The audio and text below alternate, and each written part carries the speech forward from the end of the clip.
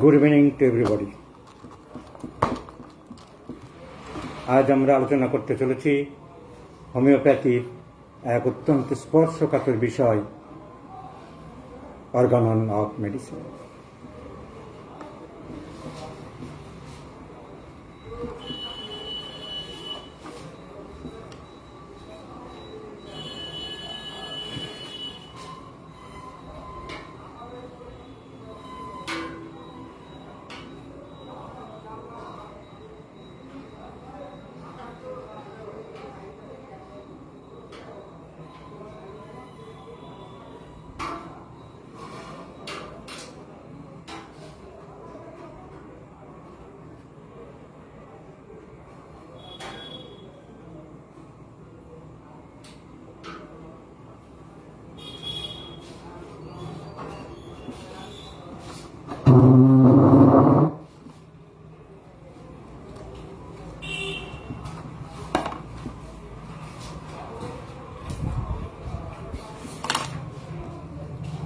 Well my friends, আমরা আজ আলোচনা করব হোমিওপ্যাথির এক অত্যন্ত স্পর্শকাতর বিষয়।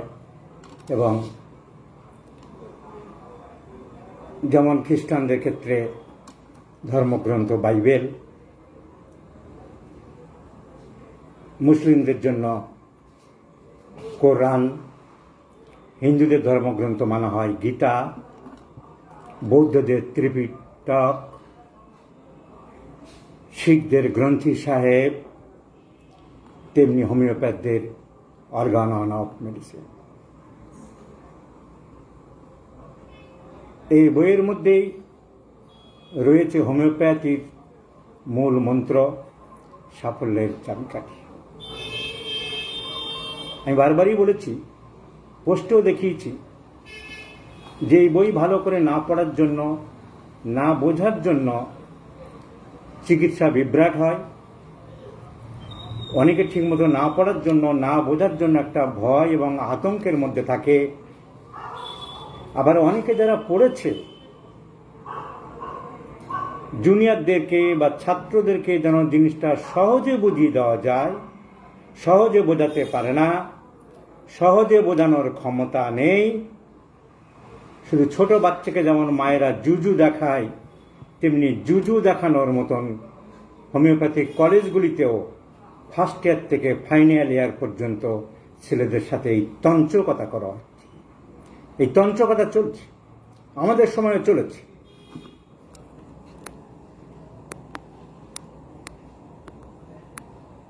আশিসবাবু সাউন্ড কম বলছেন, আপনার সেটের ওখানে ডিস্টার্ব। আমার সেট ঠিক আছে। সো এই তন্ত্রকথা করে চলেছে, এক জিনিস নিয়ে ঘ্যানর ঘ্যানর ঘ্যানর ঘ্যানর, vital force vital force vital force, miasm miasm miasm. এই দুটো জিনিস নিয়েই আরো বেশি মাথা খারাপ করে দিচ্ছে ছেলেদের।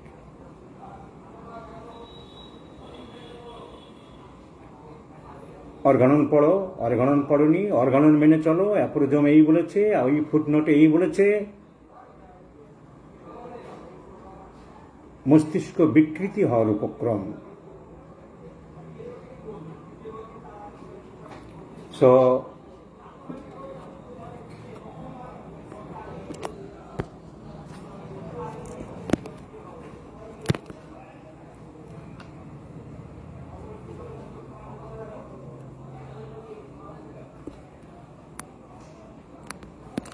এখানে তাহলে নেট প্রবলেমে সাউন্ড গন্ডগোল হচ্ছে।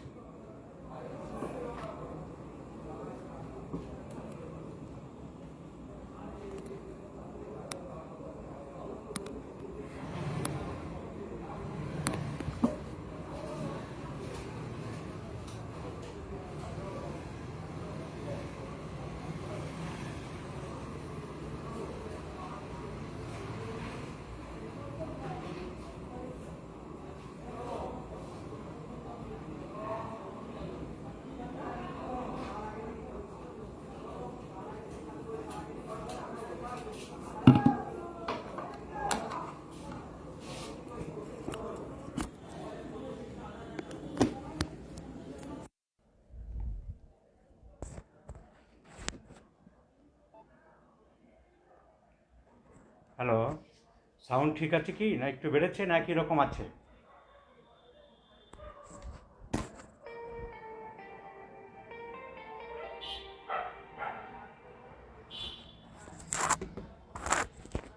এখন কি সাউন্ড ঠিক আছে, বেড়েছে একটু? সাউন্ড কি একটু বেড়েছে? সাউন্ড ওকে?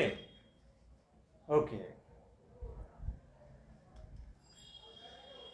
1755 সাল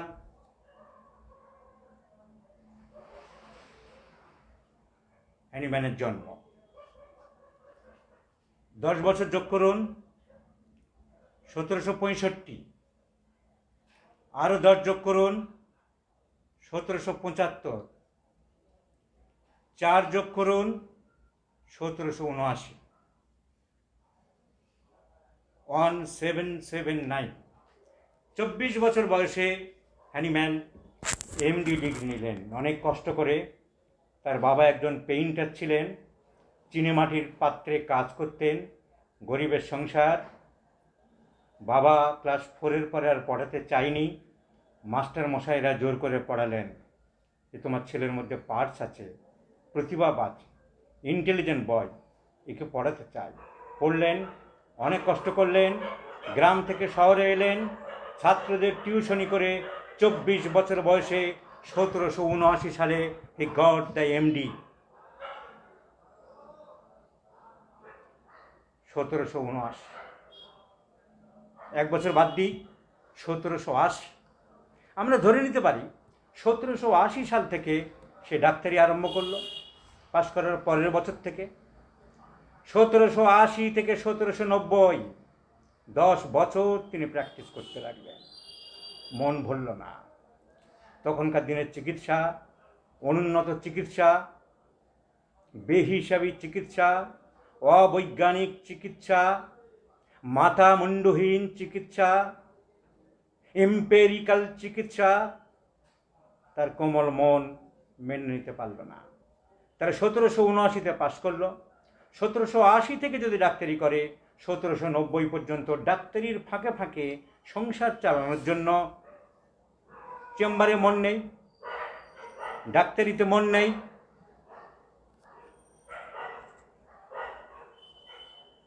অনেকে বলছে সাউন্ড আগে ঠিক ছিল।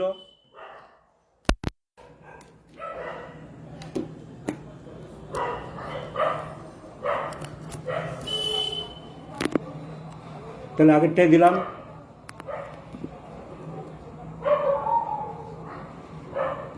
ডাক্তারির ফাঁকে ফাঁকে অনুবাদকের ভূমিকা আরম্ভ করলেন। সংসার চালাতে হবে, তখনকার দিনে ফ্যামিলি প্ল্যানিং ছিল না। হ্যানিম্যানের পুত্র সন্তান, কন্যা সন্তান বাড়তে লাগলো। সংসার চালাতে হবে। ইংরেজি বই থেকে জার্মান, জার্মান বই থেকে ফ্রান্স। অনুবাদকের ভূমিকা পালন করতে করতে 1790 সালে আমাদের সবারই গল্প জানা উইলিয়াম কিউলেন্সের ম্যাথমেটিকা অনুবাদ করতে গেলে দেখলেন চায়না বা সিংকোনা বার্গ ম্যালেরিয়া জ্বরের ওষুধ, কারণ এই ওষুধ কাঁপুনি জ্বর তৈরি করতে পারে। তার মাথায় স্ট্রাক হলো যে তাহলে চায়না পরীক্ষা করা যেতে পারে। 1790 সাল।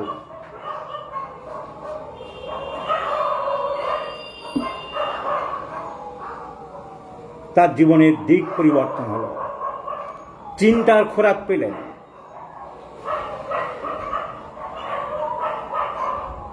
যেমন নিউটন চিন্তার খোরাক পেলেন আপেল গাছের গোড়ায় বসে। আপেল কেন উপরে গেল না? যেমন কলম্বাস চিন্তার খোরাক পেয়েছিলেন মহাদেশ আবিষ্কারের, হ্যানিম্যান চিন্তার খোরাক পেলেন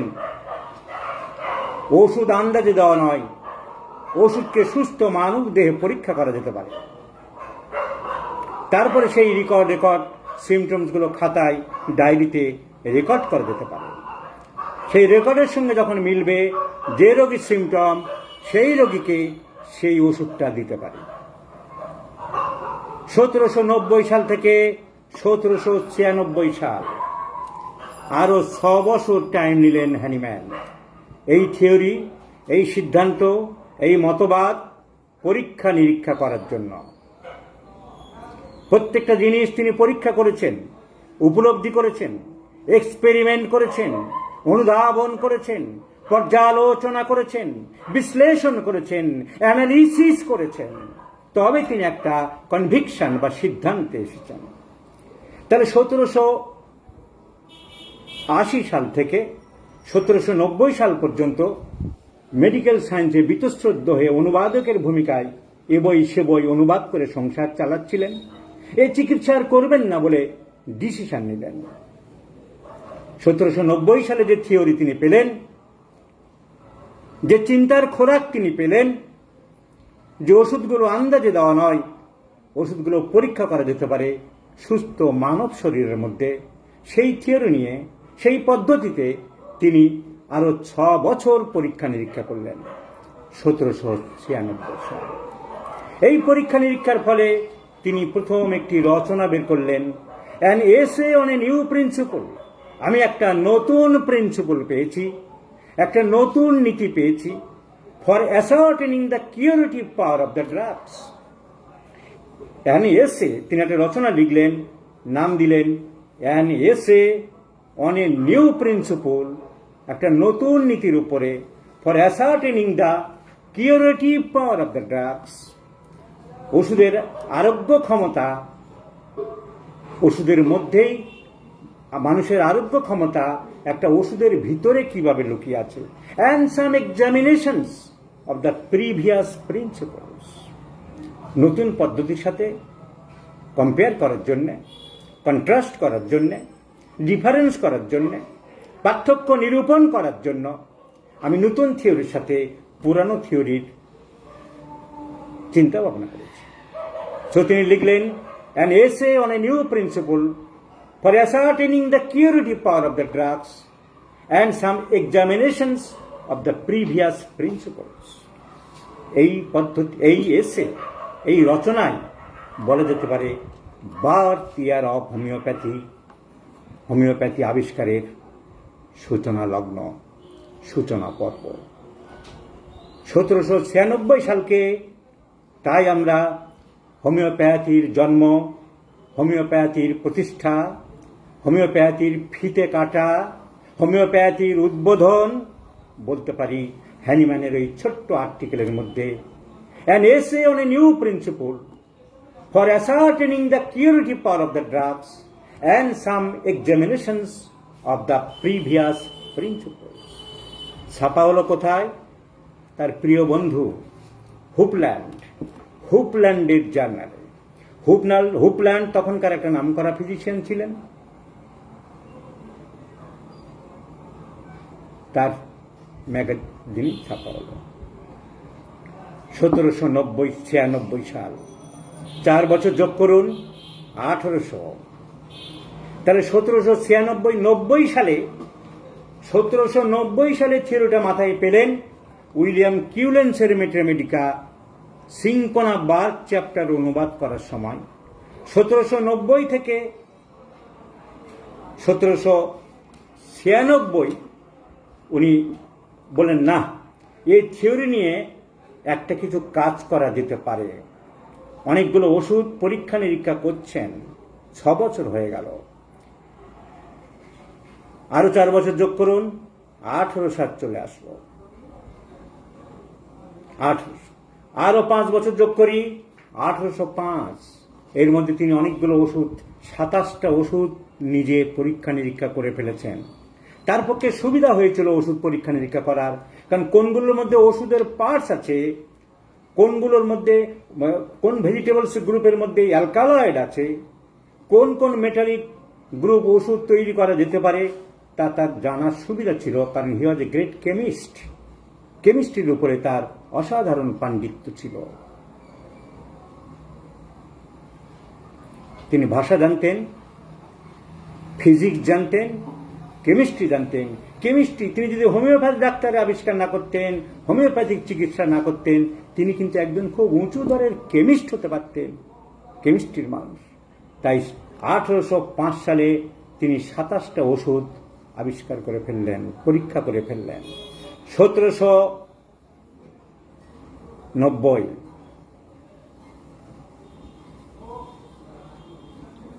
1805 15 বছর লাগলো ওনার হোমিওপ্যাথি জয়যাত্রা আস্তে আস্তে এগোতে। 15 বছর ধরে আস্তে আস্তে ওষুধ পরীক্ষা করতে করতে 27টা ওষুধ হয়ে গেলে 1805 সালে তিনি প্রথম ম্যাথমেটিকা বই লিখলেন, ফ্র্যাগমেন্টা ডি ভিরিবুস মেডিকামেন্টারাম পজিটিভিস সিবে ইন স্যানো কর্পোরি হিউম্যানো অবজারভেটিসো। আরো 5 বছর গেল, 1810। এতদিন পর্যন্ত হোমিওপ্যাথি চিকিৎসা নিজে করছিলেন, কিছু ছাত্রদের দেখাচ্ছিলেন, কিছু ছাত্র আসছিল,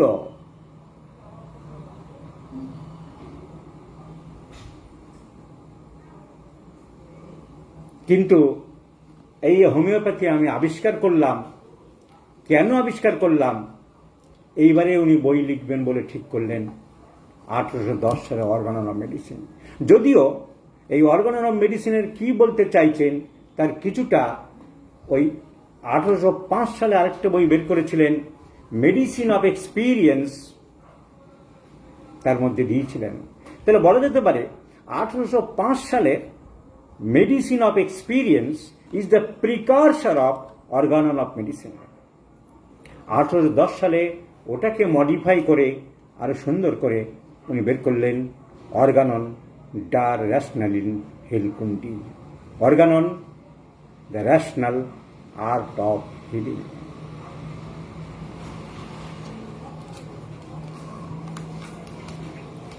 তখন তার বয়স 55। দীর্ঘ সময় 24 বছর বয়সে ডাক্তারি পাশ করলেন। 25 থেকে 35, 35 থেকে 45, 45 থেকে 55, 30 বছর ধরে পরীক্ষা নিরীক্ষা করে তবে তিনি অর্গানন হোমিওপ্যাথি আবিষ্কার করেছি। একটা নতুন থিওরির আমি দিক উন্মেষ করেছি লিখলেন। তখন তার বয়স 55 বছর, 1810 সালে।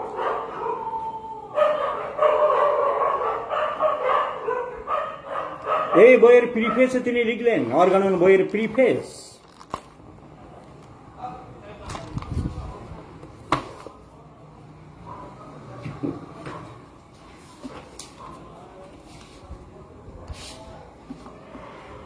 কেন বইটা লিখলেন? কেউ যখন বই বের করে তখন তার প্রিফেসে লেখে তার বইটা লেখার উদ্দেশ্যটা কি, কেন তিনি বইটা লিখলেন। হ্যানিম্যান প্রিফেসে কি লিখলেন? ফার্স্ট এডিশনের 1810 সালের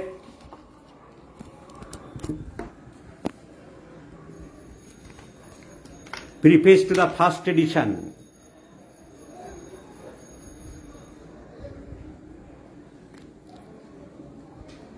it on which man's health, মানুষের স্বাস্থ্য নিয়ে যেখানে কারবার, his most precious position on earth, অনেক জায়গায় হ্যানিম্যানের হিজ শব্দ পাবেন।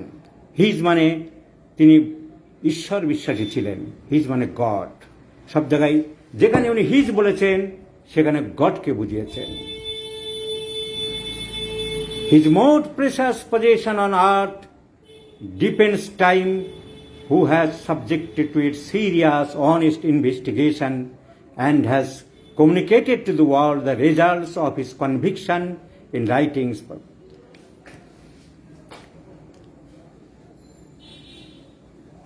I consider, এই লাইনটা দেখুন, I consider, যারা বাংলা বই পড়ে, বাংলা অনুবাদ পড়ে, তার বই পড়ে, সেগুলো তো আমি কিছু বলতে পারবো না। Preface to the first addition Hahnemann 1810 সালে, তখন উনি ছিলেন লিপজিগ শহরে। দেখুন এই লাইনটা, I consider that it redounds, প্রভূতভাবে সাহায্য করবে। I consider that it redounds to my honour that I am the only one, আমি একমাত্র লোক in recent times who has subjected it to a serious honest investigation. আমি একমাত্র লোক, এ পর্যন্ত আমি একমাত্র লোক যে সাহসী পদক্ষেপ নিয়ে অনেস্টি সততার সাথে ধৈর্য সহকারে সব ইনভেস্টিগেশন করেছি and has communicated to the world, এবং পৃথিবীকে জানাতে পারছি results of his কনভিকশনস in writings published, some with some without my name. আমি কিছু কিছু আমার নামে বের করেছি, কিছু কিছু লোকের ভয়ে আমার নাম দিইনি, ছদ্মনাম বাট বেনামে বের করেছি। I consider that it redounds to my honor that I am the only one in the recent times, আর কেউ নেই আমার সাথে, কেউ নেই আমার পাশে, আমি একাই যা কাজ করার করলাম for the mankind of human society, result of his কনভিকশনস in writings published. কি বলছেন উনি? ইন দিস ইনভেস্টিগেশন, এই পরীক্ষা নিরীক্ষার মধ্যে আই ফাউন্ড, আমি দেখলাম, the way to the truth, আসল সত্যের সন্ধান আমি পেলাম। But I had to tread it alone, আমি একাই বুঝলাম, একাই উপভোগ করছি। Very far from the common highway of the medical routine, medical সাবজেক্টে যারা আছে, মেডিকেল প্রফেশনে যারা জড়িত আছে, তারা এই জিনিস কেউ বুঝতে পারছে না। The further I advance from truth to truth, সত্যের পিছনে আমি বারবার ঘুরেছি। The more my conclusions led me away from the old edifice, আমার সেই পুরানো বাড়ি, পুরানো লোকজন, তা থেকে আমি সরে আসতে চাইছি। অ্যান্ড নান অফ হুইচ, এবং কোনোটাই আই অ্যাকসেপ্টেড আনলেস, আমি গ্রহণ করিনি, আনলেস, ততক্ষণ পর্যন্ত না, কনফার্মড বাই এক্সপিরিয়েন্স, আমি আমার এক্সপিরিয়েন্স ছাড়া কোনো জিনিস গ্রহণ করিনি। The result of my convictions are set forth in this book, আমার সেই রেজাল্টগুলো, আমার সেই কনভিকশনস, আমার সেই দৃঢ় বিশ্বাস, আমার সেই সততা, আমার সেই সত্যতা আমি এই বইয়ের মধ্যেই তুলে ধরলাম। It remains to be seen whether physicians, আমি জানি না চিকিৎসকরা who mean to act honestly, এই সত্যতা, এটা সততার সাথে নেবে কি না, by their conscience and by their fellow creature, or can open their eyes to the salutary truth, তারা নেবে কিনা আমি জানি না, কিন্তু আমি দৃঢ়ভাবে বিশ্বাস করে আমি খেটেছি। In this investigations I found the way to the truth, আমি এই দীর্ঘ সময়ের ইনভেস্টিগেশনের মধ্যে সত্যের সন্ধান পেয়েছি। But I had to tread it alone, উনি দুঃখ করছেন, কিন্তু দুঃখের বিষয়, আমি কি একাই উপভোগ করব? Very far from the common highway of medical routine, medical আমার প্রফেশন, আমার বন্ধু বান্ধব থেকে যে এই বিশ্বাস, এই সত্যতা, এই সততা, এই উপলব্ধিটা অনেকটা দূরে, তারা কেউ জানছে না। The further I advance from truth to truth, যতই সত্যের পিছনে বারবার আমি ঘুরেছি, the more my conclusions led me away from the old edifice, ওই বড় বাড়ি থেকে, ওই অট্টালিকাগুলো থেকে আমাকে সরে আসতে হয়েছে। But none of which I accepted, আমি কোনোটা কিন্তু গ্রহণ করিনি, unless confirm by my repeated experience, and the results of my convictions are set forth in this book, তাই আমি আমার এই বইয়ের মধ্যে তুলে ধরলাম। তাহলে এই হলো তার বই লেখার ভূমিকা। 1805 সালে যেটা উনি বলেছিলেন, তাহলে কতদিন পরে একটা জিনিস জানাচ্ছেন। আজকের একটা চাকরি করতে করতে, ওষুধের কোম্পানিতে কাজ করতে করতে, স্কুলে মাস্টারি করতে করতে, অমুক অফিসে কাজ করতে করতে এসে হোমিওপ্যাথির জয়ধ্বজা উড়াতে চাইছে, হোমিওপ্যাথির পতাকা উড়াতে চাইছে, বড় হোমিওপ্যাথ সাজতে চাইছে, হোমিওপ্যাথির কিতাব লিখতে চাইছে, হ্যানিম্যানের কথাগুলিকে বিশ্লেষণ করতে চাইছে, বোঝানোর জন্য অতি ব্যস্ত। হ্যানিম্যান যা বুঝিয়েছে তাতে সন্তুষ্ট না, আমি বুঝাবো, আমারটা শোনো, আমি বড় পণ্ডিত, আমি মহাপণ্ডিত। হ্যানিম্যান সময় নিলেন 1790 থেকে 1810, 1790 থেকে 10 বছর, 1810, 20 বছর সময় নিলেন তিনি এই বই বের করতে, এই বইয়ের কথা, মনের কথা বলতে, তার রিসার্চের কথা বলতে। It remains to seen whether physicians নেবে কিনা আমি জানি না, they can open their eyes to the salutary. তারা যদি নিতে পারে, তাদের মন ও শরীরের পক্ষে এটা অনেক স্বাস্থ্যকর। I must warn the reader, আমি আমার পাঠকদের সতর্ক করছি, সাবধান করছি, অনুরোধ করছি, that indolence, love and obstinacy preclude and only freedom from prejudice. তারা যদি এই অন্ধত্ব থেকে সরে আসতে পারে, ওই অন্ধত্ব থেকে দূরে সরে আসতে পারে, ওই সংস্কার থেকে বিচ্ছিন্ন হতে পারে, আনটায়ারিং জিল, তাদের প্রবল ইচ্ছা থাকে, qualify for the most sacred of human occupations, the practice of the true system of medicine, যদি তারা বেরিয়ে আসতে পারে, যদি তারা ভালোবাসতে পারে, যদি তারা পবিত্র হিসাবে এটা প্রবল ইচ্ছা হিসাবে নিতে পারে, তারা গ্রহণ করতে পারে। এই বলেই তিনি অর্গানন বইটা লিখলেন। কি লিখলেন বইয়ের মধ্যে? বা তাহলে ভূমিকাতে উনি বললেন, আমি দীর্ঘদিন ধরে পরীক্ষা নিরীক্ষা করেছি এবং যা বিশ্বাস করেছি, যা লিখেছি, তা রিপিটেডলি পরীক্ষা ছাড়া, উপলব্ধি সত্যি ছাড়া আমি একটা কিছু গ্রহণ করিনি। আমি জানি না, কিন্তু এই সত্যতা, এই সততা, এই উপলব্ধিতা আমি একাই কি ভোগ করব? আমি জানি না তারা তাদের সেই প্রাচীন অট্টালিকা ছেড়ে এখানে আসতে পারবে কিনা। যদি তাদের মন পবিত্র হয়, যদি তাদের আন্তরিক ইচ্ছা থাকে, তারা আসলে দেখতে পাবে যে মহান যজ্ঞ, মহান সাধনা মানুষকে বাঁচানোর জন্যে এটা একটা গ্রেট স্যালুট্রি, মন এবং শরীরের জন্যে নতুন ধরনের বিজ্ঞান, নতুন দিগন্ত আমি খুলে দিলাম। এই বইটিকে তিনি দুটো ভাগে ভাগ করলেন। প্রথমে লিখলেন ইন্ট্রোডাকশন, ভূমিকা। ইন্ট্রোডাকশন শব্দে উনি লেখেন কি? উনি লিখলেন review of the therapeutics, allopathy and palliative treatment that have hitherto এখনো পর্যন্ত been practised in the old school of medicine. হেডিংটা এই দিলেন। প্রথম 30-40টা পাতা। বইয়ের সাইজ দুই রকম হয়, একটা হচ্ছে লম্বা এরকম, একে বলা হয় 1/4 ডিমাই, আর একটা হচ্ছে ছোট সাইজের 1/4 ক্রাউন। ক্রাউন হলে পাতা একটু বেশি হয়, আর নর্মাল বইয়ের সাইজ যেগুলো এরকম থাকে 1/4 ডিমাই। ডিমাই কাগজের 30-32 পাতা হয়েছে। উনি লিখলেন review of the therapeutics. Criticise শব্দ লেখেন। আমি পুনর্বিবেচনা করছি, আলোচনা করছি the therapeutic mode of treatment. এই রোগের এই ওষুধ, ওই রোগ হলে ওই করো, এই যে সিস্টেম, সেই সিস্টেম ভুল, সেই সিস্টেম মানা যায় না। So the review of the therapeutics, allopathy and palliative treatment that have hitherto এখনো পর্যন্ত চলছে। প্রাচীনপন্থী চিকিৎসা পদ্ধতিতে অ্যালোপ্যাথি এবং সাময়িক উপশমকারী আরোগ্যদানের ভিত্তিতে যে আরোগ্যদান চলছে তার আলোচনা বা পর্যালোচনা করলেন। এই চ্যাপ্টার আজকের দিনে আমাদের কোনো প্রয়োজন নেই। পড়ুন, জানুন, কেন বলুন।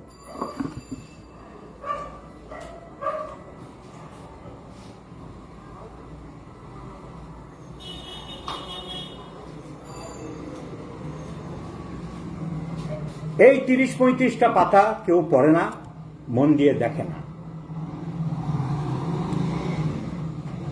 আমার দেখার খুব প্রয়োজনও পড়ে না, কারণ যে চিকিৎসা পদ্ধতি 1790 সালে, 1795 সালে, 1800 সালে, 1810 সালে হ্যানিম্যান দেখেছিলেন, অ্যালোপ্যাথিক যে চিকিৎসা, সেই চিকিৎসা আজ আর অ্যালোপ্যাথিতে নেই। এখন তথাকথিত অ্যালোপ্যাথিক চিকিৎসা অনেক উন্নত হয়েছে, অনেক মডিফাইড হয়েছে।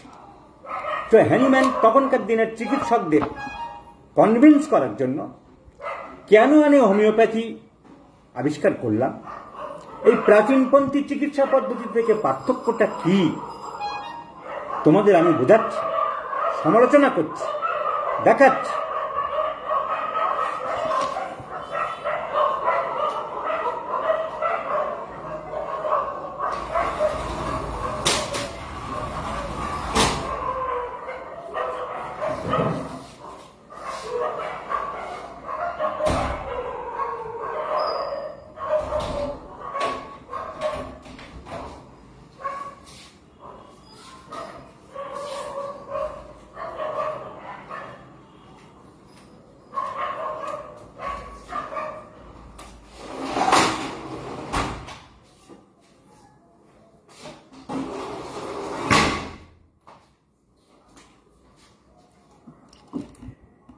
তোমাদের চিকিৎসা সাময়িক উপশমকারী, পার্মানেন্ট আরোগ্য দান তোমরা করতে পারো না।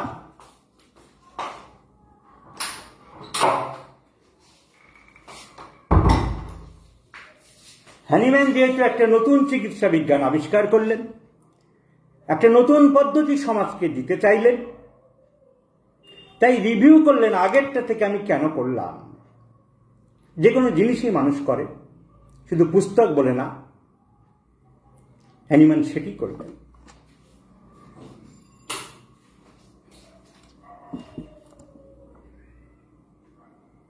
তিরিশ 35 কি বললেন তিনি সে বইটার মধ্যে? সেই চিকিৎসার আজ আর নেই, সেই সব পদ্ধতি আজ আর নেই। তাই এই রিভিউ পাঠ আজকের আমাদের কোনো প্রয়োজন নেই। আমরা যাদের সময় আছে দেখতে পারি হ্যানিম্যান কি বলেছেন, কিন্তু হ্যানিম্যান যে কথাগুলো বলেছে সেই ধরনের চিকিৎসা, সেই ধরনের পদ্ধতি অ্যাবসলিউটলি কোথাও আজকাল আর হয় না। তারই সিমিলার টাইপ কিছু হতে পারে, কিন্তু তা অনেক উন্নত। হ্যানিম্যান এই 30 পাতার মধ্যে কি বলতে চেয়েছে আমি একটু সংক্ষেপে বলব। তোমাদের ধারণা রোগের মূল কারণ ধ্বংস করতে হবে। তোমরা বিশ্বাস করো রোগের মূল কারণ টলিকাজম, কিন্তু তোমরা বৃথা চিৎকার করছো। এই চিৎকার করা তোমাদের বৃথা। তোমরা বিশেষ কিছু উপকার মানুষকে করতে পারবে। মূল কারণ তোমরা কি বের করলে? তোমরা বলছো দেহের অভ্যন্তরস্থ প্যাথোলজিক্যাল যন্ত্রপাতিগুলো, এগুলো মোটামুটি আমাদের সবই জানতে জানতে, পড়তে পড়তে, শুনতে শুনতে হ্যানিম্যানের এই বক্তব্য থিওরিটিক্যাল অনেকে জানা। প্যাথোলজিক্যাল পরিবর্তন যা হচ্ছে, স্ট্রাকচারাল পরিবর্তন যা হচ্ছে, দেহগত পরিবর্তন যা হচ্ছে, তোমরা তাই নিয়ে পড়ে আছো। Alterations in the pathology, in the morbid states, তাকে তিনি বললেন প্রাইমা কজা মরবি। তোমরা এইসব নিয়ে মাথা ঘামাচ্ছ। আমি নতুন সৃষ্টির জিনিস আবিষ্কার করেছি, এইসব নিয়ে মাথা ঘামানোর কোনো প্রয়োজন নেই। রোগের অনুমান ভিত্তিক স্থূল চিকিৎসা তোমরা করে চলেছ। তোমরা রোগের প্যাথোলজিক্যাল কারণ দূর করার চেষ্টা করছো, তোমরা ভুল করছো। হ্যাঁ, মানে এই কথাগুলি ঘুরিয়ে ফিরিয়ে এর মধ্যে বারবার বলেছে। তাই যারা এই পাতাগুলো পড়েনি, খুব কঠিন ইংরাজি ট্রান্সলেশনগুলো করেছে, খুব বাজে কঠিন ইংরাজি, বোঝা খুবই মুশকিল। আর বঙ্গানুবাদ আরও কঠিন।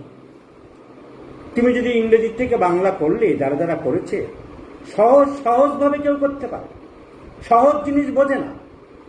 সহজ লাইনগুলো যে বাংলায় বুঝিয়ে দেবো তা না, তাদের বাংলা বুঝতেই আবার ডিকশনারি লাগে। তাই পণ্ডিত প্রবাদদের জ্বালায় আমাদের ছেলেরা কিছু শিখতে পারে। লোকাল ইনফ্লামেশন যদি কোথাও জায়গা ফুলে যায়, তখন মনে করো তো রক্তটা পুষটা বের করে দিতে হবে। এক ধরনের জোঁক রাখত, এবং প্যারিসের একজন ডাক্তার এই চিকিৎসা আবিষ্কার করেছিল। তোমরা ওখানে জোঁক বসিয়ে রক্ত বের করছো। ওই প্যারিসের চিকিৎসক, ওই চিকিৎসককে উনি বলছেন রক্ত শোষক চিকিৎসক। হ্যানিম্যান খুব কড়া কড়া কথা বলেছেন এই ইন্ট্রোডাকশন চ্যাপ্টার। ওই রক্ত শোষক চিকিৎসক যদি মোষের পালের প্রধান ভেড়া হয়, এই উদাহরণ দিচ্ছে, ওর গলায় ঘন্টা বাঁধা। যারা মেষ চাষ করে মাঠে, ভেড়া, যে একটা লিডার ভেড়া থাকে তার গলায় ঘন্টা বেঁধে দেয়, হাতিদের যেমন নেতা থাকে। তো ওই প্যারিসের চিকিৎসকটা হচ্ছে ঘন্টা বাঁধা রক্ত শোষক। আর তোমরা যারা এই রক্ত বের করা চিকিৎসা করে চলেছ, তোমরা সব ওই ঘন্টা বাঁধা মেষের অনুসরণকারী মেষের দল, ভেড়ার দল। তোমরা রোগের কারণ স্থূল ভাবছ। স্থূল নয়, রোগের কারণ সূক্ষ্ম। সূক্ষ্ম যদি না হতো তাহলে স্মল পক্স, জলবসন্ত যে রোগ, একটা লোক কাশি দিলে বা এ বাড়িতে হলে পাশের ঘরের কাশি রোগটা হতো না, যেটা আজকে ড্রপলেট ইনফেকশন জানা গেছে। হ্যানিম্যানের সময় মাইক্রোস্কোপ ছিল না, যন্ত্রপাতি ছিল না, কিন্তু তার চিন্তাধারা কত সূক্ষ্ম ছিল। উনি বলেছেন রোগ সব সূক্ষ্ম, মানুষের শরীর সূক্ষ্ম। ঔষধগুলিকে তোমরা সুন্দর সুন্দর রং করে, আজও অনেক জায়গায় করছে নানা অন্য টেকনিকে, বোতলজাত করছো, লেবেল দিয়ে লোভনীয় করছো, উপকার তো হচ্ছে না, বরং মানুষের ক্ষতি করে চলেছে। কোথাও খুঁজ ফুটিয়ে তোমরা ছিদ্র করে চিকিৎসা করছো মানুষকে। পশমি পোশাক পরিয়ে, প্রচণ্ড গরমের মধ্যে পোশাকে আইসোপ্যাথির কথা বলছে, পশকি পোশাক পরিয়ে সারা শরীর ঢেকে রাখছো।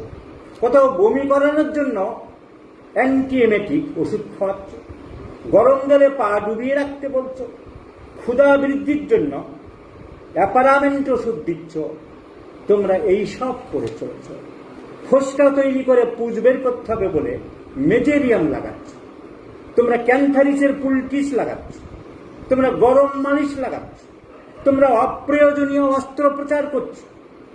না, তোমরা ভুল করছো, তোমাদের চিকিৎসা পদ্ধতি ভুল, তোমরা অন্যায় করছো, তোমরা মানুষের সাথে প্রতারণা করছো। চিকিৎসা হবে প্রকৃতির পথে, প্রকৃতি দেহের রোগ সারাতে পারবে, প্রকৃতির ওই দেহের রোগকে সারাতে চাই। প্রকৃতিকে সাহায্য করতে হবে আমাকে, প্রকৃতিকে সাহায্য করতে হলে দেহকে শক্তিশালী করতে হবে, এবং প্রকৃতি নিজেই রোগ সারানোর জন্য ব্যস্ত হয়ে পড়ে। তুমি দেখবে এসব হ্যানিম্যানের কথা বলছে, সব থিওরিটিক্যাল পার্টের কথাগুলোই বাংলায় সহজ করে বলছি। তুমি দেখবে যে একটা চোঁচ ফুটলে হাতে খচখচ করছে, যতক্ষণ না বেরোচ্ছে তোমার মধ্যে একটা অস্বস্তি চলছে।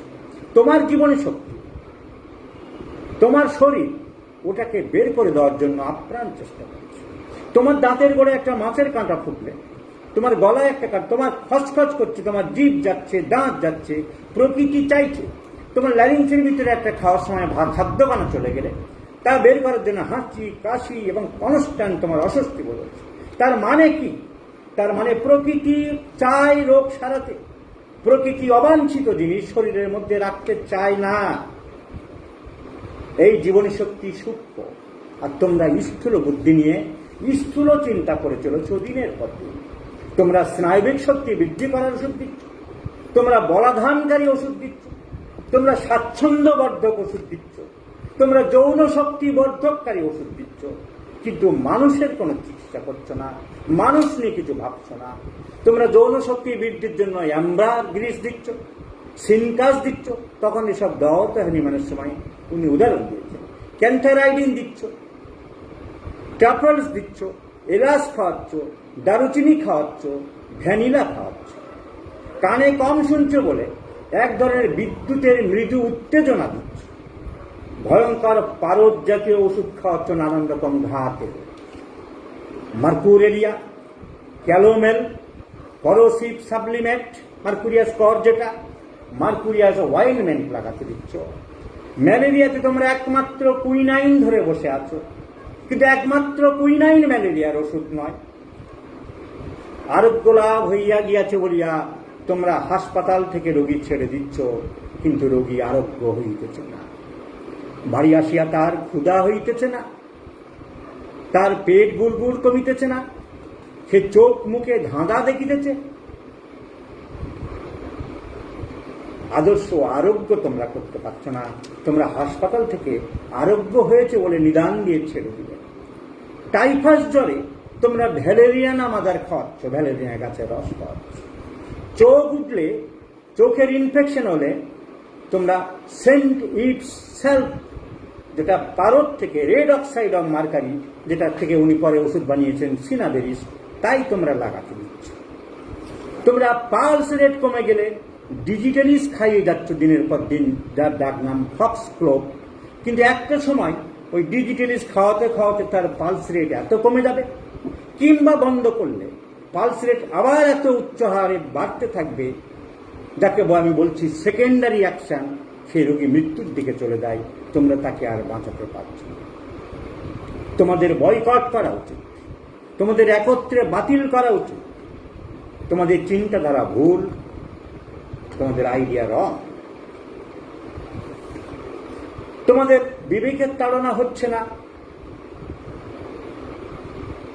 তোমাদের শুধু ব্যবসা মনোবৃত্তি নিয়েই চলতে হচ্ছে।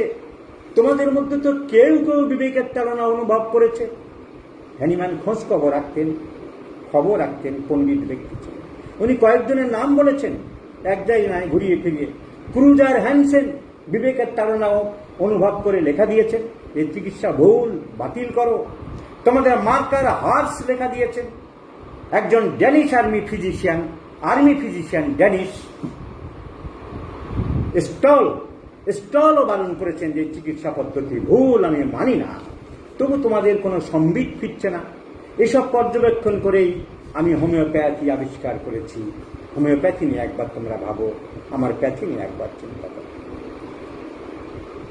হ্যানিম্যান সাহসী ছিলেন, সত্যের পূজারী ছিলেন।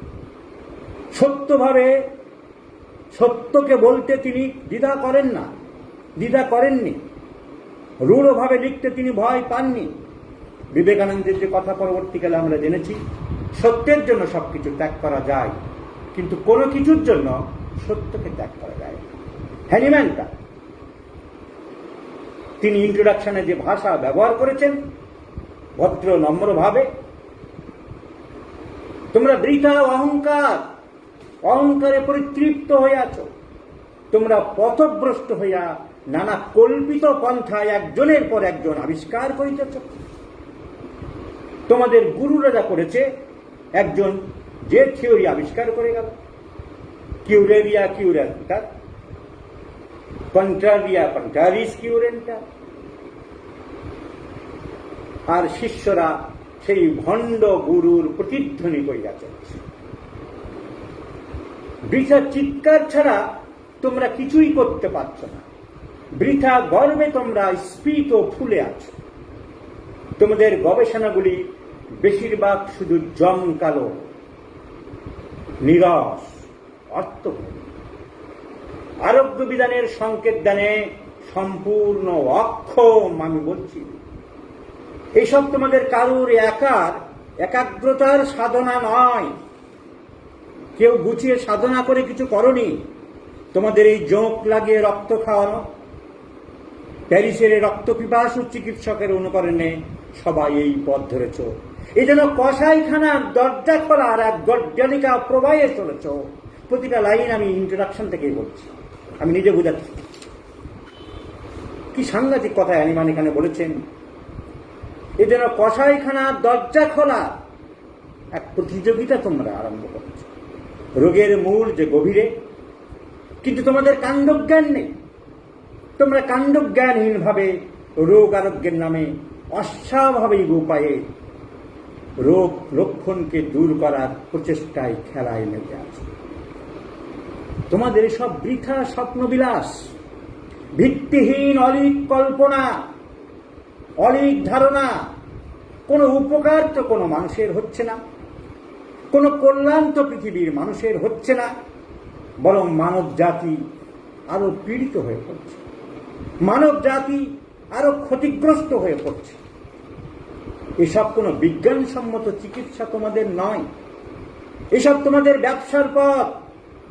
ব্যবসার পথ সুগম করার জন্য এক একটা কৌশল এক একজন আবিষ্কার করে চলেছ দিনের পর দিন। কোন রোগী তোমরা ভালো করতে পারছো না। আরোগ্য লাভ হয়েছে বলে হাসপাতাল থেকে যেসব রোগী বাড়ি পাঠিয়ে দিচ্ছ, তারা কি সত্যি আরোগ্য হয়েছে কেউ একজনও? এসব তথাকথিত বিজ্ঞানসম্মত চিকিৎসায় রোগী দিনের পর দিন মৃত্যুর দ্বারে উপনীত হচ্ছে, একজনও মৃত্যুর হাত থেকে ফিরে আসছে না। কিন্তু তোমাদের সম্বিত ফিরছে না। তোমাদের এই কুচিকিৎসা আসলে রোগীদেরকে হত্যা করছে। তোমরা হত্যাকারীর দল। তোমরা ডিজিটালিস্ট দিচ্ছ, নিদ্রা দূর হয় সেই ওষুধ দিচ্ছ, ক্ষুধা হয় না সেই ওষুধ দিচ্ছ। তোমরা রোগীকে দেখছ না, তোমরা মানুষকে ভাবছ না। শরীরে শক্তি থাকছে না, মৃত্যু আসন্ন হয়ে পড়ছে, ওজন কমে যাচ্ছে, তার শরীরের জীবনী শক্তি হ্রাস প্রাপ্ত হচ্ছে, তারা মৃত্যুর পথে এগিয়ে যাচ্ছে, একজনও বাঁচছে না। আমি বেশিরভাগ লোককে তোমাদের চিকিৎসায় বাঁচতে দেখছি না। তোমরা এইরূপ চিকিৎসাই করে চলেছ। দুঃখের বিষয়,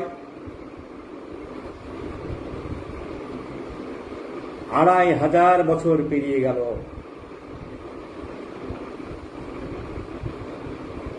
এখনো তোমাদের একই চিকিৎসা পদ্ধতি চলছে। মিথ্যা ও প্রতারণা মিশ্রিত অমূলক সিদ্ধান্তই তোমরা গ্রহণ করে চলেছ। অ্যাব আসু ইন মরবিস টার্ম দিয়েছে জার্মান শব্দ, অ্যাব আসু ইন মরবিস। কোনো পরিবর্তন রোগীর কল্যাণের দিকে নিয়ে যাচ্ছে না, সবকিছু রোগীকে ধ্বংসের দিকে নিয়ে যাচ্ছে। তোমাদের অনিষ্টকারী চিকিৎসা বিধান, তোমাদের চিকিৎসা বিধান অনিষ্টকারী, এছাড়া আমি আর কিছুই বলতে চাই না। তোমাদের নিষ্ঠুর ব্যবহার আজ চরম থেকে চরমতম উঠেছে। এই কথাগুলোই ঘুরিয়ে ফিরিয়ে ইন্ট্রোডাকশনে হ্যানিম্যান বলেছে। তাহলে 30-35 পাতার যে ইন্ট্রোডাকশন অনেকে বড়াই করে, তুমি ইন্ট্রোডাকশন পড়োনি, তুমি তো অর্গাননের আসলটাই পড়োনি, কিচ্ছু দরকার হবে না। এই যে তোমার চিকিৎসা আটকাবে, অর্গাননের ভিতরে আসবো, হ্যানিম্যান তারপরে কি বলেছে সেখানে আসবো। আমি যেটা বলেছিলাম, যা ভেবেছিলাম একদিনেই আমি খুব সংক্ষিপ্ত আকারে অর্গানন বুঝিয়ে দেবো, এখন ভাবছি তা হবে না। আমার 3টে ক্লাসেই আমি শেষ করব, সামনের বৃহস্পতিবারও নেব, শনিবারও নেব। আজকের ইন্ট্রোডাকশন আমরা যেটুকু পারি আরও এগোবো, আমি থামছি না এখন। সো হ্যানিম্যান এত কড়া কথা হয়তো না বললে পারতেন, কারণ তিনি একা, তার পিছনে কোনো লোক নেই। উনি নিজেও স্বীকার করেছেন যা কিছু প্রতিষ্ঠা করার আমি একা করে চলেছি। কিন্তু আমার এই সিদ্ধান্তে তোমরা এসো, দেখো, পরীক্ষা করো, যাচাই করো। আমি তো যাচাই করেই তোমাদের বলছি। আসছি সেকেন্ড পার্ট, 2 মিনিট বিরতি।